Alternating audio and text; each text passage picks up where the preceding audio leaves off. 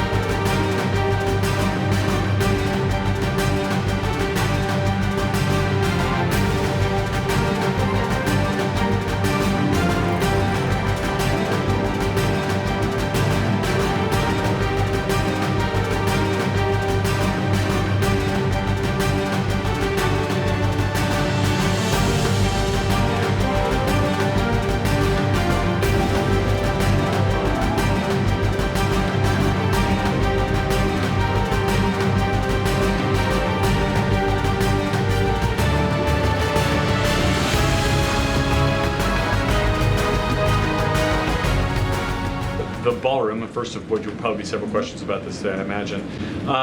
Is it a big story? It seems that way. The president's cost estimate has changed several times. I think it's up to $300 million now.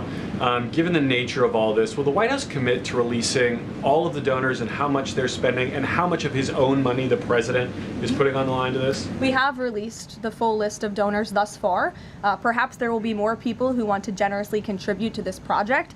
And the president, yes, has committed his own resources. And when he releases that information, which I'm very confident he will, you will all see that.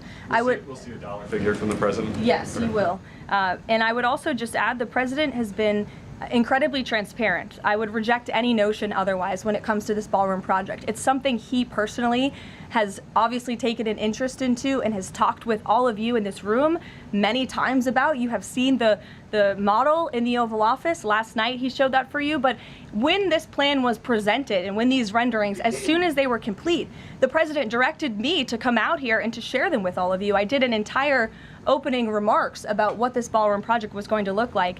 With any construction project, there are changes over time as you assess what the project is going to look like, and we'll continue to keep you apprised of all of those changes, but just trust the process. This is going to be a magnificent addition to the White House for many years to come, and it's not costing the taxpayers anything. The president is privately funding this ballroom addition to the White House grounds. Jennifer. To follow up on that, one thing that's not in the president's model is the East Wing bunker, the president's emergency operations center. Can you say if his update, that $300 million, does that include the cost for upgrading that bunker? Look, like any security enhancements that are made on the White House grounds, those will be made and maintained by United States Secret Service. As for the cost of the ballroom and the construction itself, all of that is going to be, like I've said, privately funded and paid for by the president himself and many generous patriots who have stepped up. Is included in that funding? Correct. Okay, and then can you say, well, that's right, I'll skip that one. Thanks. Ouija. Thank you, Karoline. More ballroom questions. Okay. So the White House has explained that the reason you didn't submit construction plans to the NCPC is because that commission, along with others, don't have oversight over demolitions, but only over construction.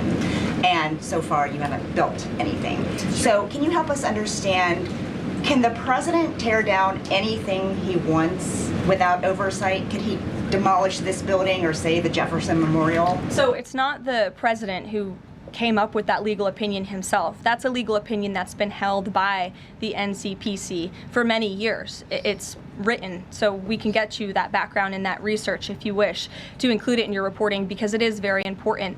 They have ruled consistently, their general counsel has said, when it comes to phase one of this project, the tearing down of the current East Wing structure, a submission is not required legally for that. Only for vertical construction will a submission be required, and that's a legal opinion from them, and we are following that legal opinion. And again, I would just add, can any president do such a thing to the White House grounds? There have been many presidents in the past who have made their mark on this beautiful White House complex. This briefing room, as you all know, was not once a briefing room. It was a swimming pool. There have been presidents who have completely torn down the executive mansion. If you look at what President Truman did, some of the photos of the construction project that took place in those years, I think sitting here today, we're all grateful for those efforts and the modifications that happened at that time. And again, in due time, the East Wing is going to be more beautiful and modern than ever before. And in addition, there will be a big, beautiful ballroom that can hold big parties and state visits for generations to come. So it sounds like the answer is yes, he can tear down whatever he wants. And then secondly, I mean, that's not what we're saying. That's a legal opinion that's been held for many years. And interpreting it. No, it's something that presidents have done for years and years. In fact, I have some photos here. Thank you, Pat, to show you the construction that's taken place on the White House grounds. This is the construction of the West Wing in 1902. Look at this, the construction of the West Terrace in 1902. These images look quite similar to what you and the American people are seeing today, the construction of the East Terrace as well. You look at the construction of the West Wing expansion in 1934. So look, this is a legal opinion that's been held for many years. Look at, this is 1950.